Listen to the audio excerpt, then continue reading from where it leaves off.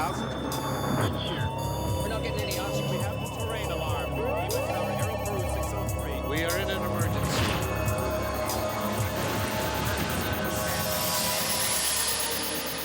This is a true story. The reconstructions are based on original cockpit voice recordings and eyewitness accounts. No family wants to lose a loved one, daughter, son. None of us think it's going to happen to our family. We read about these horrible crashes and we think, thank God, you know, and chances are it won't happen to us. The odds are in our favor.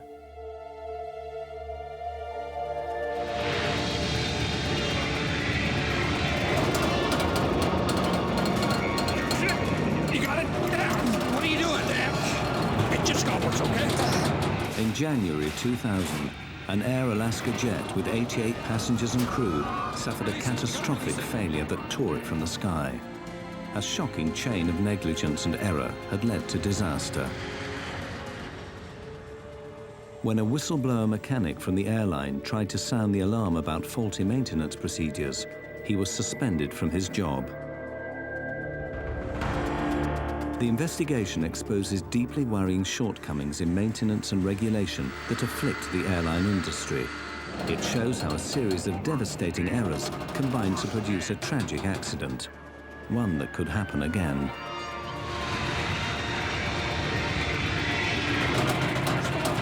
Release it.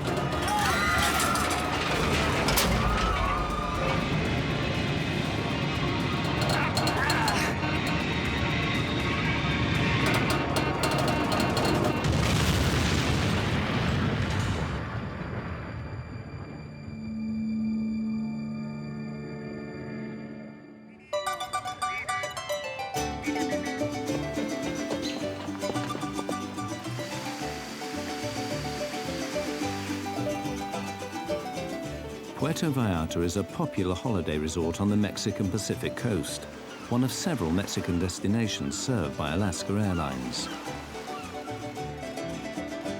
Colleen Worley went there to celebrate a family birthday.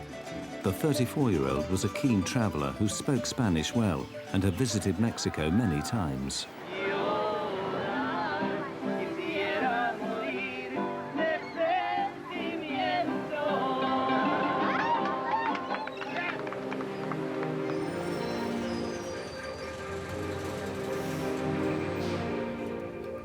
Colleen and the other holidaymakers returning from Puerto Vallarta settle in for the 4-hour flight to San Francisco.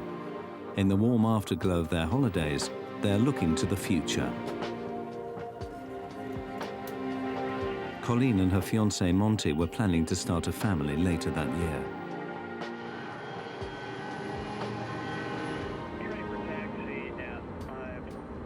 The pilots on Flight 261 are very experienced. Both Captain Ted Thompson and First Officer Bill Tansky have thousands of hours flying MD-80s. They know the plane well. The MD-83 is one of a successful group of rear-engined low-wing planes. Originally launched in 1980, over 1,100 were delivered worldwide. Flaps? Check, confirmed. Spoilers? Check. Arm. But on the 31st of January 2000, as they prepared Flight 261, Thompson and Tansky had no idea that deep in the plane's tail lay a critical weakness. Takeoff.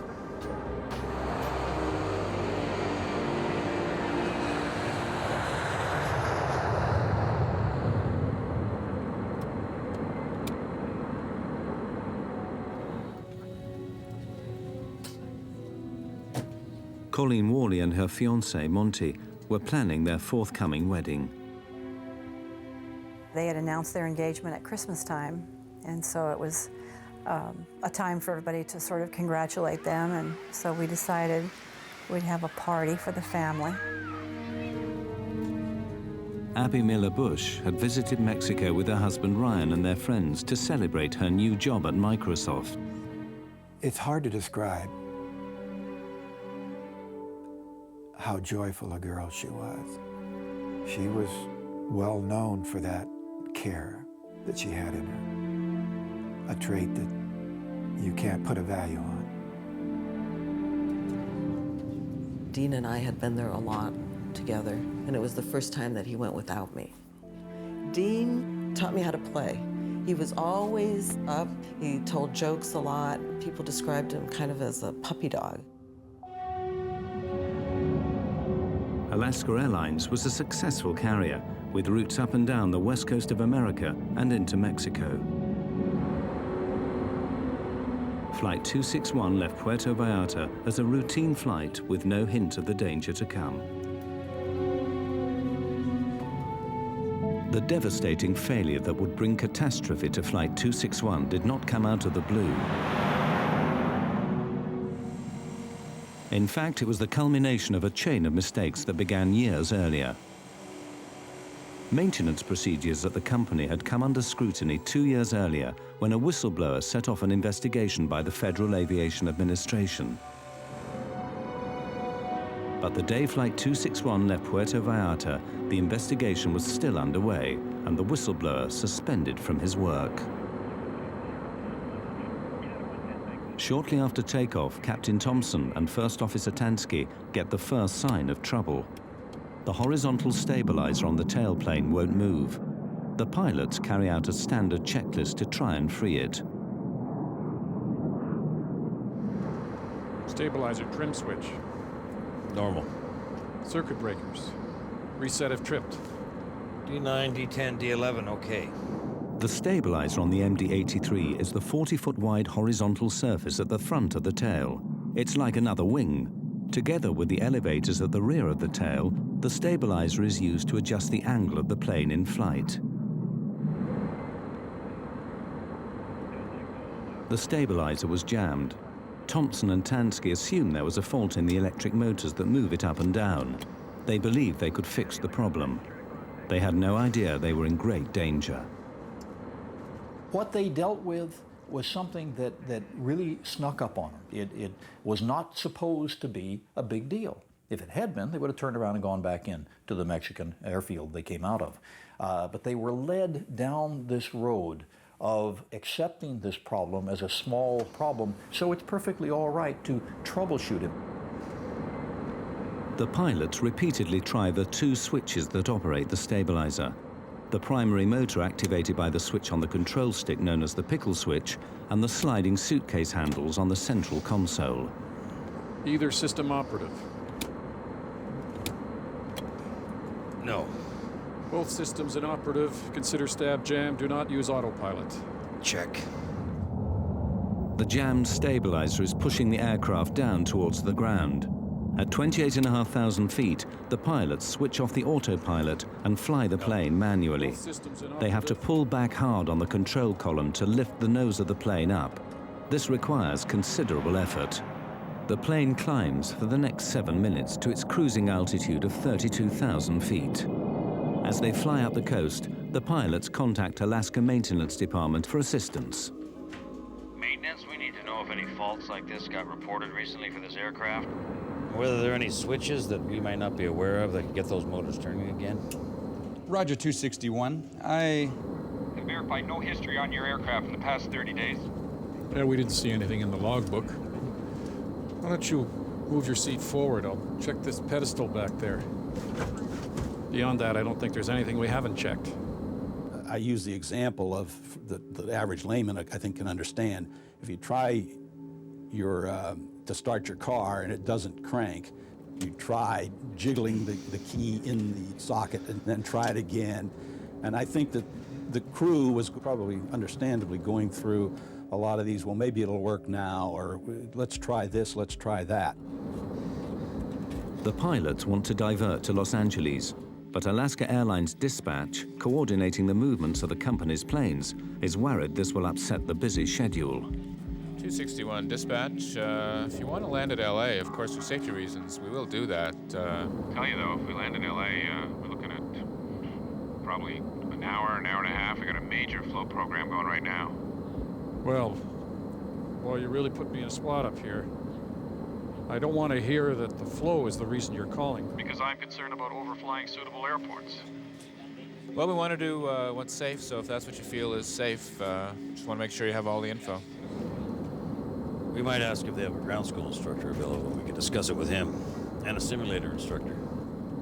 Dispatch 261, we're wondering if we can get some support out of the instructors up there. Thompson and Tansky now ask for a pilot instructor who might know the solution to their unusual problem. Stand by. As they wait for a reply, their frustration begins to show.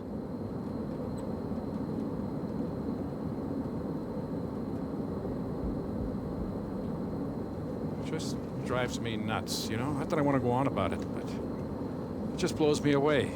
They think we're going to land, they're going to fix it. Now they're worried about the flow. Well, I'm sorry. Just... So they're putting pressure on you. Well, no. Yeah.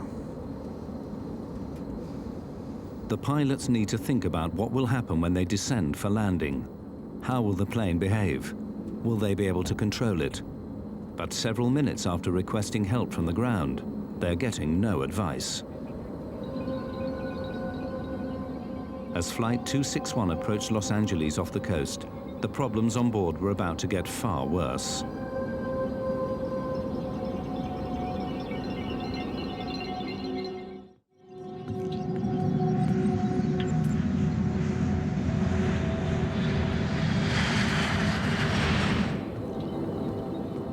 The pilots on the crippled Air Alaska Flight 261 are flying manually at 32,000 feet in a plane that has a jammed stabilizer that is forcing the plane's nose down. The pilots have another go at freeing up the jammed stabilizer. They switch on both the electric motors that control it. This'll click it off. Holy!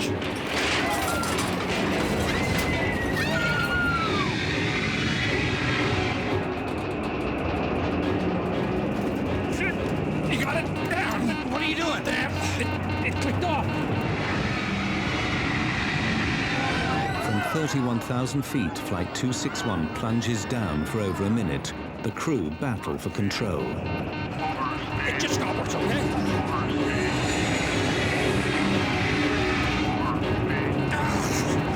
You're stalled! At first, they pull back on the control columns to fight the dive. But then the pilots push the aircraft's nose down into the dive to regain control. It's a risky maneuver, pushing the plane's speed to 350 miles an hour. You gotta release it! You gotta release it!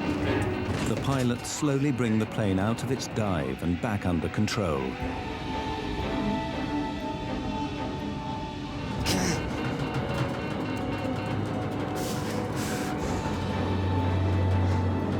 Let's get speed brakes. Give me high pressure pumps. Okay. Help me back. Help me back. Okay.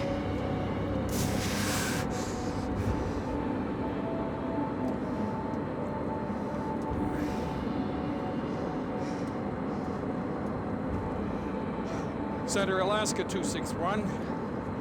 We're in a dive here. I've lost control. Vertical pitch. Alaska 261, say again, sir. Yeah, we're out of 26,000 feet. We are in a vertical dive. Not a dive yet, but we have lost vertical control of our airplane. Just help me. Once we get the speed slow, maybe we'll be okay. Maintaining level flight is difficult. The jammed stabilizer keeps pushing the nose of the plane down. We're at 23.7. Request.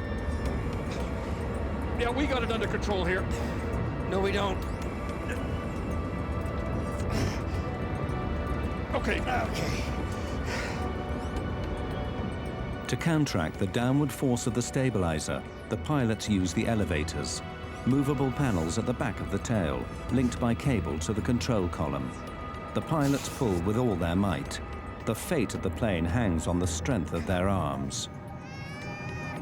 In the cabin, frightened passengers try to recover from the terrifying plunge. They have no idea what might happen next. Holiday memories are replaced by the fear of dying. Dean was one of these people who would talk to whoever was around him. I'm absolutely certain that he was talking to the person that was sitting next to him on the plane. I'm sure that they had a connection. Colleen was very unique from my other kids, and she loved to travel. She was a beautiful girl. But here was a 25-year-old who was like she had her own private rocket ship. She was really going places.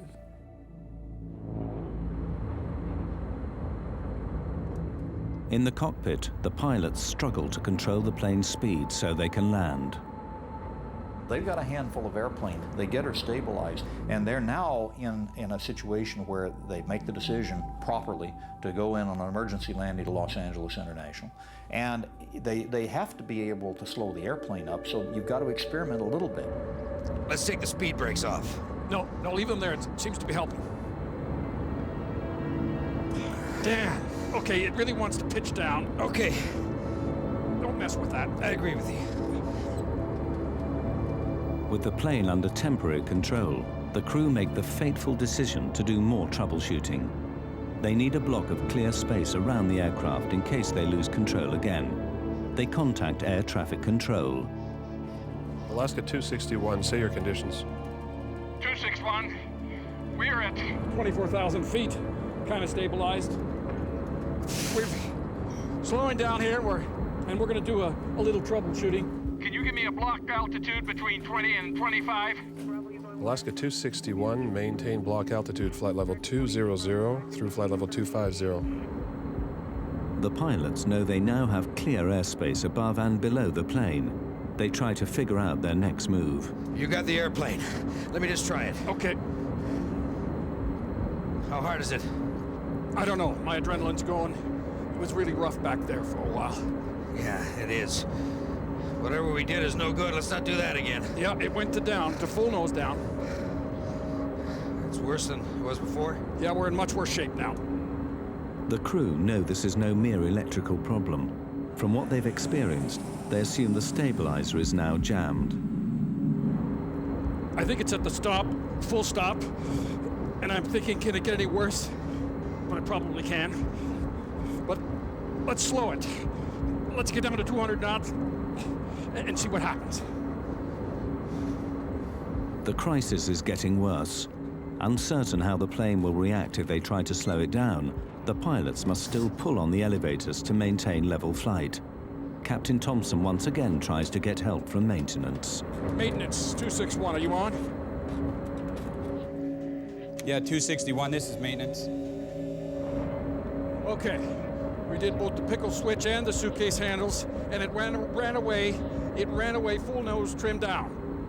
Oh, it ran away trimmed down? Okay, and now we're in a damn pinch, and we're holding it. We're worse than we were before.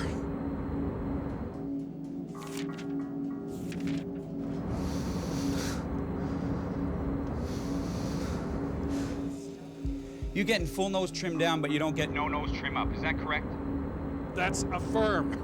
We went to full nose down, and I'm afraid to try it again to see if it would go in the other direction. Okay, well, your discretion. If you want to try it, that's okay with me. If not, that's fine. See you at the gate. As important as it is to have that ground contact with people with maintenance manuals and experience on the ground and the ability to call up the manufacturer, it's not always going to give you a magic answer. The crew had already gone through every logic tree they possibly could think of. Maintenance clearly do not appreciate the gravity of the situation. This is the last the crew will hear from them. No one can help the pilots now, as they struggle with the plane's faulty stabilizer. Ever professional, however, they try to put the passengers at ease.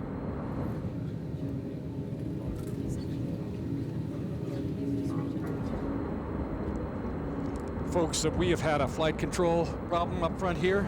We're working it. That's Los Angeles off to the right there, and that's where we're intended to go. We're pretty busy up here working this situation. I don't anticipate any big problems once we get a couple of subsystems on the line.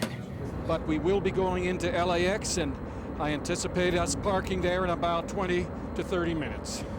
In fact, they will never make it to Los Angeles. A full-blown disaster is about to unfold.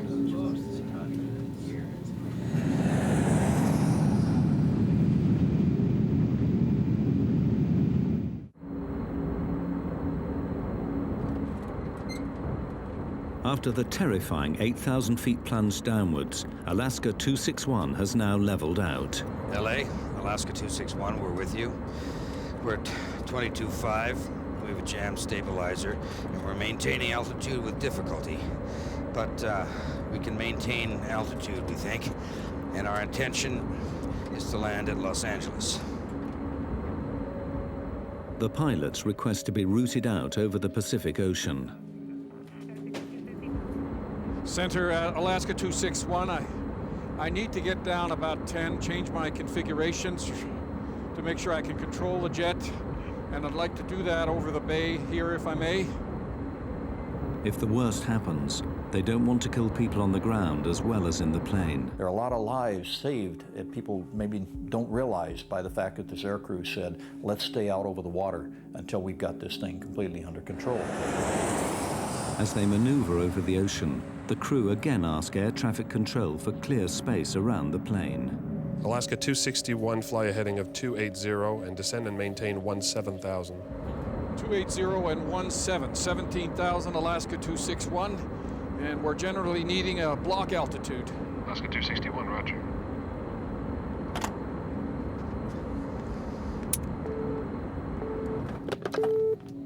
I need everything picked up and everybody strapped down. Because I'm gonna unload the aircraft and see if we can regain control that way.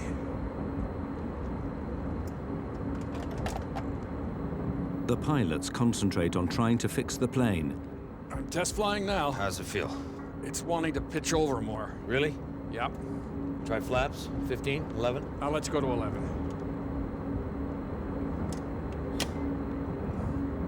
Okay, get some power on. I'm at 250 knots. Real hard?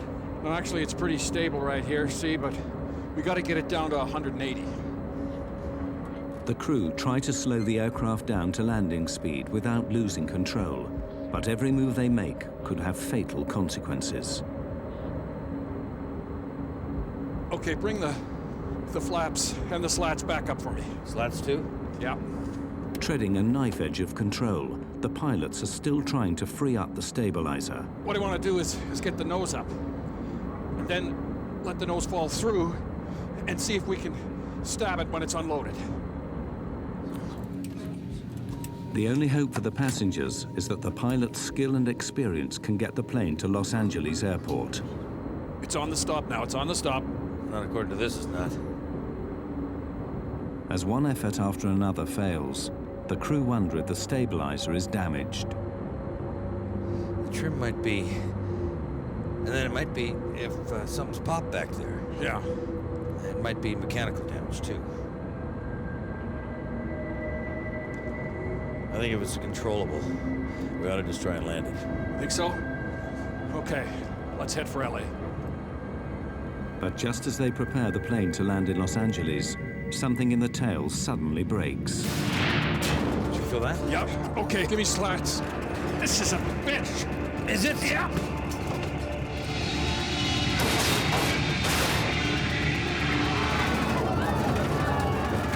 The plane dives straight down from 18,000 feet.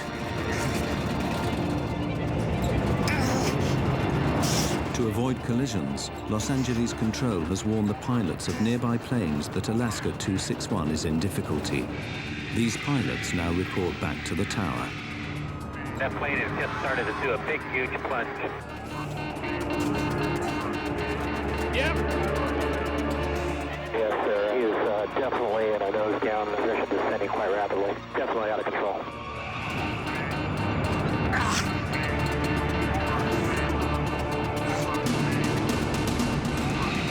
Plane's inverted, sir. Okay. Yeah, he's inverted. The pilots can barely reach the controls. The plane is now upside down, but they believe they might be able to roll it out of the dive.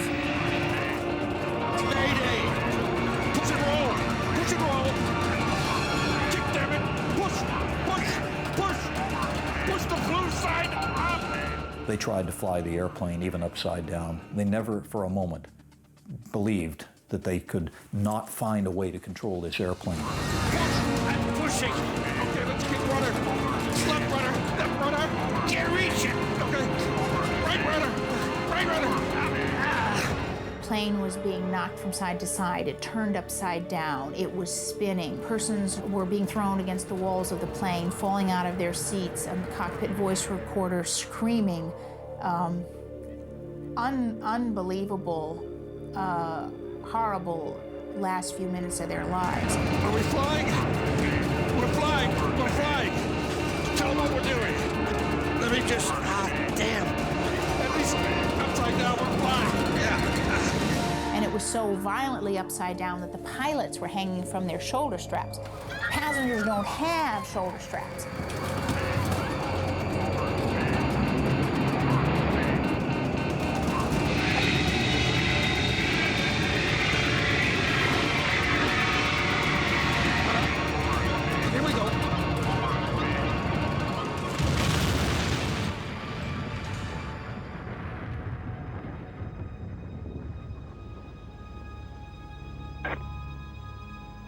And he just hit the water. Yes, sir. He hit the water. He's down.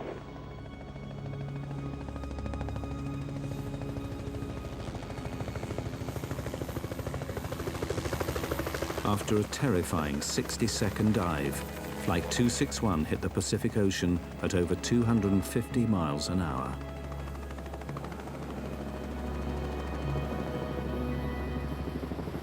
Rescue helicopters were soon at the crash site, but there were no survivors. The plane had broken up on impact. 88 passengers and crew, including 3 young children, died instantly.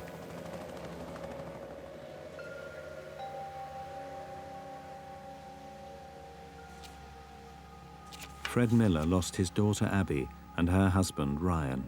These people suffered on the way down. This was not a pretty way to die. One witness who I met, a jogger on the beach down at Port Hueneme, he said, "You look like you lost somebody." And I said, "I did, my daughter." He said, "You know, I saw the plane go down." He said the plane was inverted and twisting and flipping, and then he said it spun at times, almost like a top. And he said, to think people, somebody who has a life to live is in there, dying. He says it's one of the most horrifying memories I'll ever have.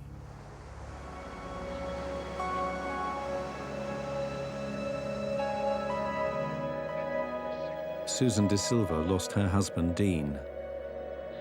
I know that they went through a horrible, horrible experience. This was a violent end. These people suffered.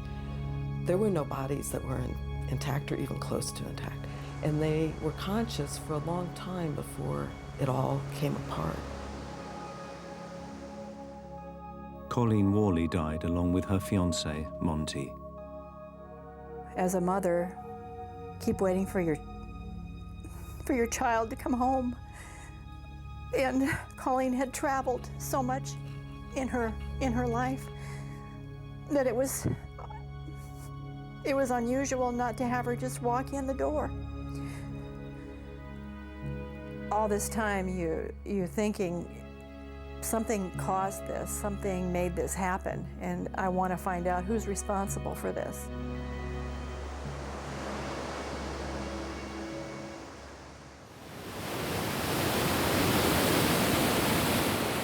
The investigation into Flight 261 immediately got underway, but the wreckage lay 700 feet down, so National Transportation Board officials called on Navy submersibles to retrieve the debris from the seabed. We set up a base of operations, and we had a remote operating vehicle with the side-scanning sonar, which they used to map the debris field and get an idea of how widely spread the wreckage was.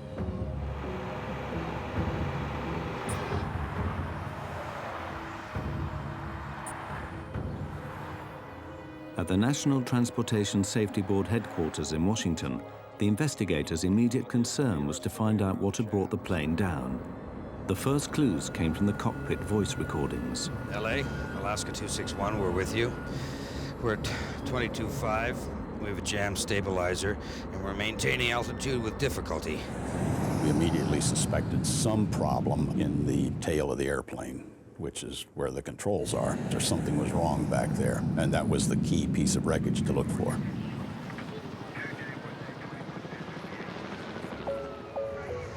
The MD-83 that crashed was a revised version of the Douglas Corporation's popular DC-9, over 2,000 of which were delivered to airlines worldwide. The engines were at the rear, and the distinctive T-shaped tail was an essential element of the design. In a big turbojet aircraft, one of the rather brilliant elements of the design is that since you're going to be loading passengers and cargo, you want to be able to have that aircraft loaded a little nose heavy or a little tail heavy. Well, in order to do that, you actually had to have that entire stabilizer moving. But the ones that are the most difficult to engineer are the T-tailed airplanes, where you have the vertical stabilizer and the horizontal sitting on top. And we call that stabilizer trim. And that is an essential element of what makes these aircraft so usable. In the MD-83, a motorized jack screw in the tail moves the horizontal stabilizer up and down. As the stabilizer moves up, the nose of the plane moves down. As the stabilizer moves down, the nose moves up. But what role had the 2-foot jack screw played in the loss of Flight 261? The investigators were anxious to inspect it as soon as it was recovered from the sea bed. The jack screw wasn't mated with the nut that it screws into. It was just by itself. And the nut was found in another piece of structure a few feet away from where the jack screw was. To have a screw separate itself from a nut with very thick threads surprised us. Secondly, we noticed that there was a curled piece of brass around the jack screw, and all of the threads that you can see here, these ridges, were gone. They had been stripped out, and the remnants of those were found coiled on the jack screw. Once the thread had been stripped off the nut, the jack screw could no longer turn. The pilots could not have known the real nature of the problem.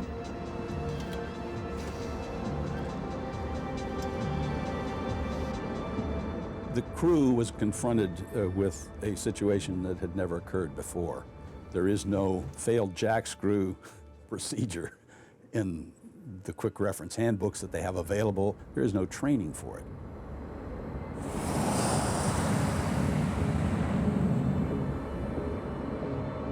When the jack screw jammed, the crew were unable to adjust the stabilizer. We felt that it was due to the fact that these nut threads had worn away, and it was just too hard for that jack screw under the power of the electric motor to turn. That gave the flight crew an indication that there was a problem. The crew knew they had a problem in the tailplane, but they had no idea what. 2 motors controlled the jack screw. They tried each in turn, but the pilot's attempts to free the jammed stabilizer inadvertently made their situation worse. We're at 23.7. Request. Yeah, we got it under control here. No, we don't. Where they went wrong was that they wanted to try both the alternate and the primary trim motors at the same time. When the pilots switched both the electric motors on, the jack screw moved, but the threads had given way, and the jack screw was now held only by a single retaining nut. From here on, the plane was doomed.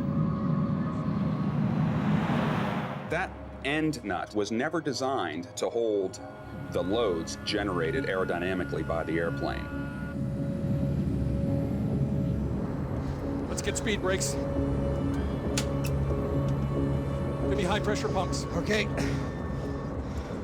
Now we know, in the glaring light of hindsight, now when we turn the situation around in time and look back, we can see that this aircrew and no aircrew should have ever been fooling with the trim and trying to run it back and forth. The retaining nut grew weaker and weaker. Then, finally, through the loads beating down on that nut, the nut finally failed. Feel that? Yep. Okay, give me slats. The jack screw slid completely out of the Acme nut, allowing the horizontal stabilizer to move well beyond its aerodynamic limits. This is a bitch. Is it? Yeah. The stabiliser forced the plane down, and now, completely out of control, it rolled over into its final dive. Okay, let's keep rudder. Left rudder. Left rudder. I can't reach it. This crew was working to recover the aircraft right down to the water. I mean, they did not give up the whole way down through the descent.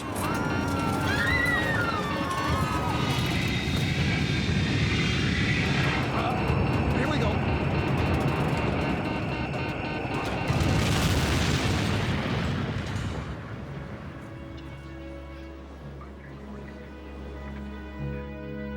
It was clear to the investigators that the failure of the jack screw was the only explanation for the plane's erratic flight path and final dive. But why had this happened? Why had the jack screw failed?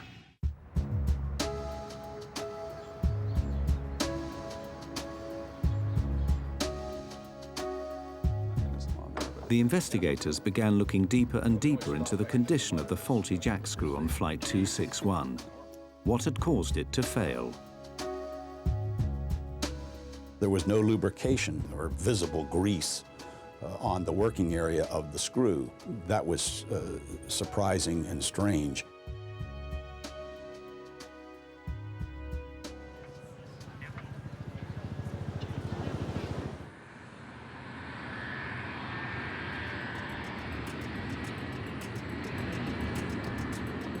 The discovery of no grease on the jack screw alarmed the investigators. They alerted the Federal Aviation Administration, who ordered an immediate check on all MD-80s in the USA. This led to a shocking discovery. At Alaska Airlines, in 6 of its fleet of 34 planes, the jack screw assembly needed to be replaced after failing new inspections. No grease is the culprit. No grease or inadequate grease is the only thing that can give you that wear rate. A simple lack of grease led to the failure of the jack screw and the loss of 88 lives. But why did this happen at Alaska Airlines? The investigators' attention now switched to the company's maintenance program. What emerged was deeply worrying. We interviewed all the mechanics who had worked on these airplanes. We knew that they had been falsifying records or not doing the work they had indicated. The mechanics at Alaska complained that they were pressured to keep the planes in the air, or that their recommendations were overruled by supervisors. Some alleged that records were altered to show work done that was not done.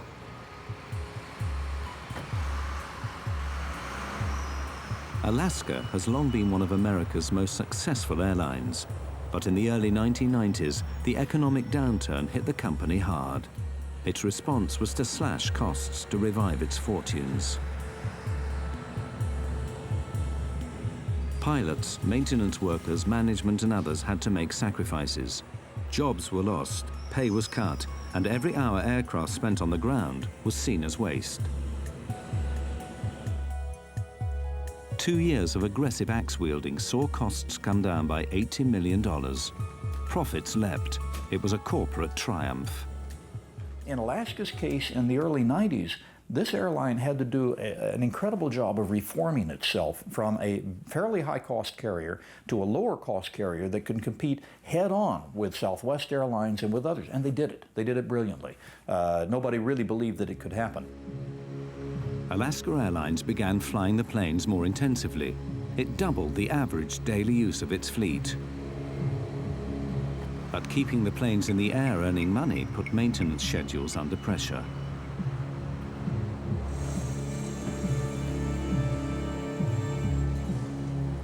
John Leotine was a former lead mechanic at Alaska Airlines' Oakland maintenance facility, where he worked for over 8 years.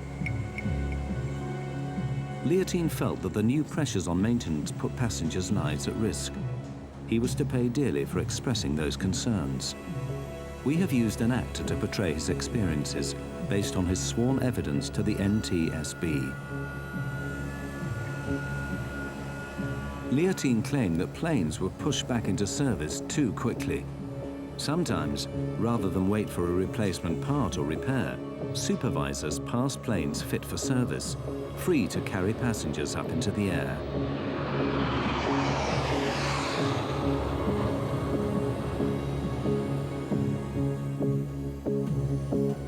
In October 1998, over 15 months before the crash, John Leontine became so worried that he did something that would change his life forever.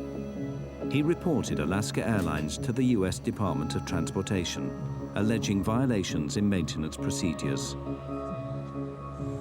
There were very few voices at Alaska who had concerns about the maintenance. There should have been more, and there should have been people listening. John Leontine is a hero in my book. In December 1999, over a year before the crash, the FAA and Department of Transportation officials moved on Alaska Airlines.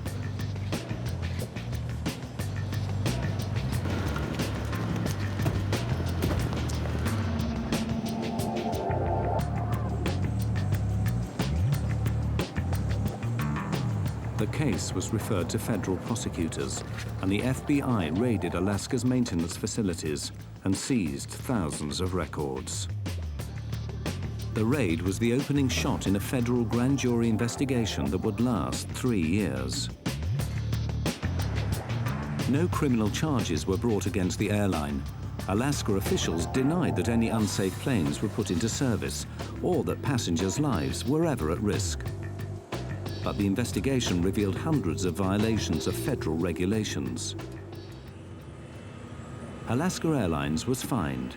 The FAA insisted on changes to the company's maintenance and safety procedures. The FAA also suspended 2 supervisors for falsifying records.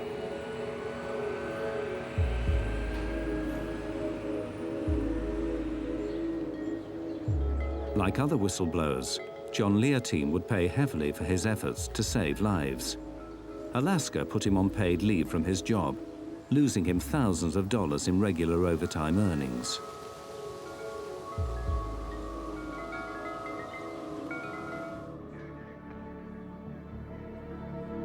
Then in January 2000, John Leontine saw his worst nightmare come true. The kind of accident he had tried to prevent now took place just off the California coast.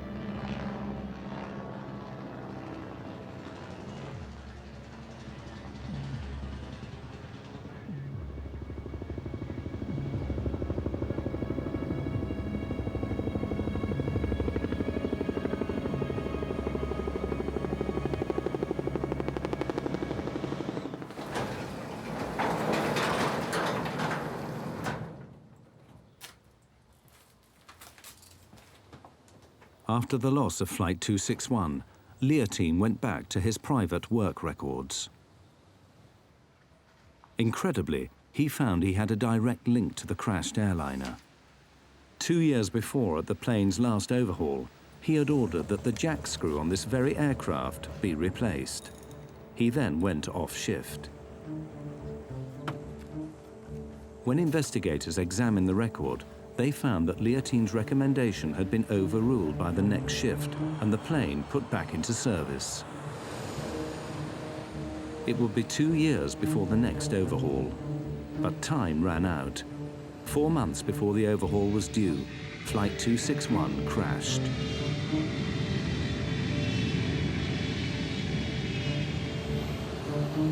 Alaska Airlines labeled Leontine a disruptive influence. He sued the company for libel. Alaska settled, but Leontine could no longer work in the industry he loved. I get calls almost every week of somebody saying, should I blow the whistle? And I always tell them, you need to know, you need to be prepared to find another line of work, because you will not work in the industry and you will not work in the government. In most cases, it's almost impossible to be a whistleblower and survive your career.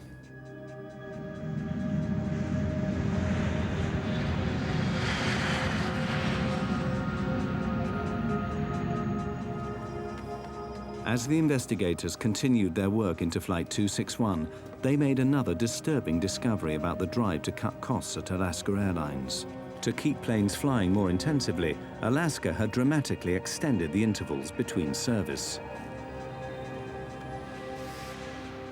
This was significant because when a plane is designed, every part has a schedule listing when it is serviced and when it must be replaced. You're supposed to go in and inspect every so many hours, and that's different on parts all over the planes. Some things you have to look at after every flight. Other things have to be inspected every 2 or 3 days.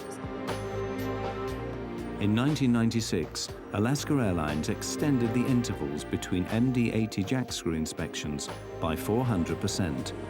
Before 1996, jack screws were inspected every 600 flight hours. Now there was over 2,500 hours between each service.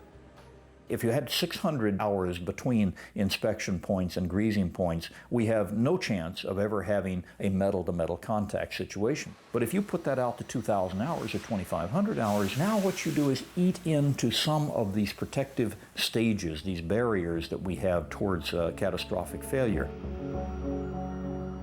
Investigations Division. In its final report into the crash of Flight 261, the NTSB concluded that the extended service intervals for the jack screws on its MD-80s was a significant contributor to the crash. With any of your supervisors up the chain in the engineering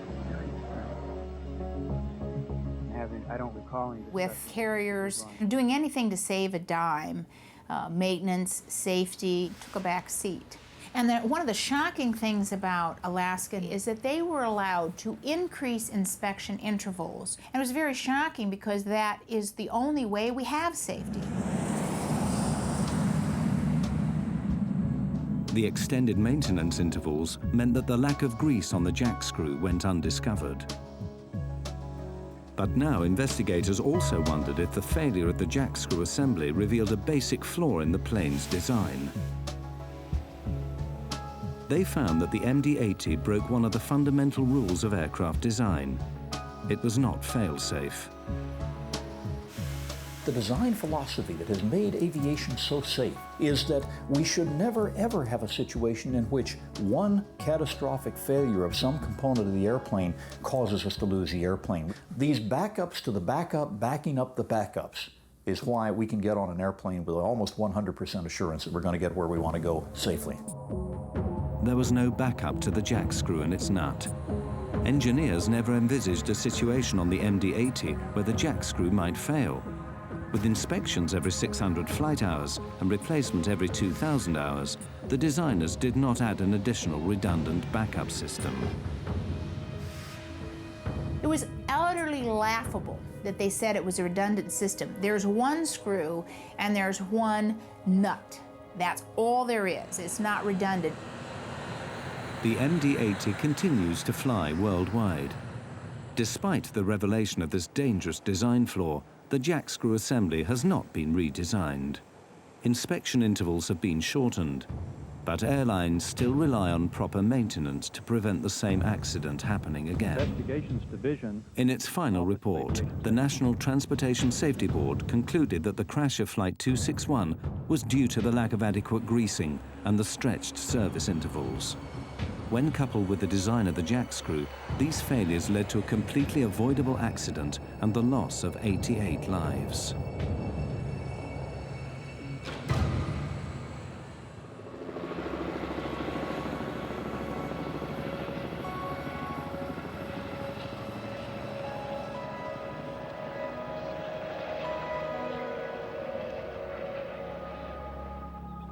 Three years after the crash of Flight 261, the relatives and friends of the dead dedicated a permanent memorial at Port Hueneme, close to the crash site. Janice Stokes.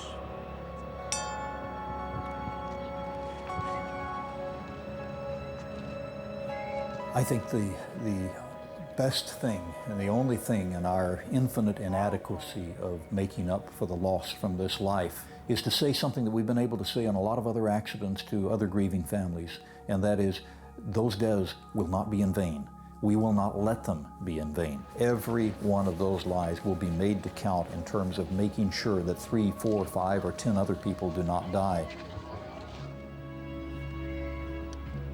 Miss Carol Carlson.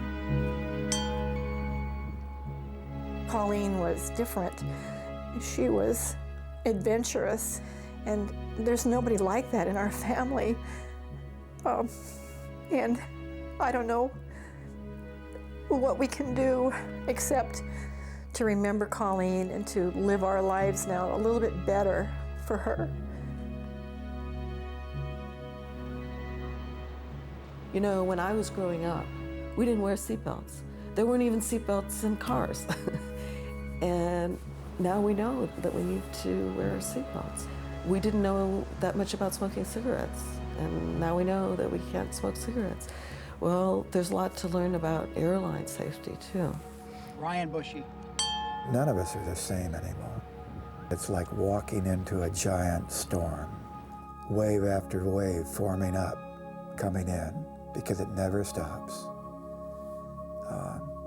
Grief over the loss of a child is not something I wish on anybody. This plane went down because of neglect. It seems like such an unholy type of loss. What a hard way to die. So an airline can, make more money.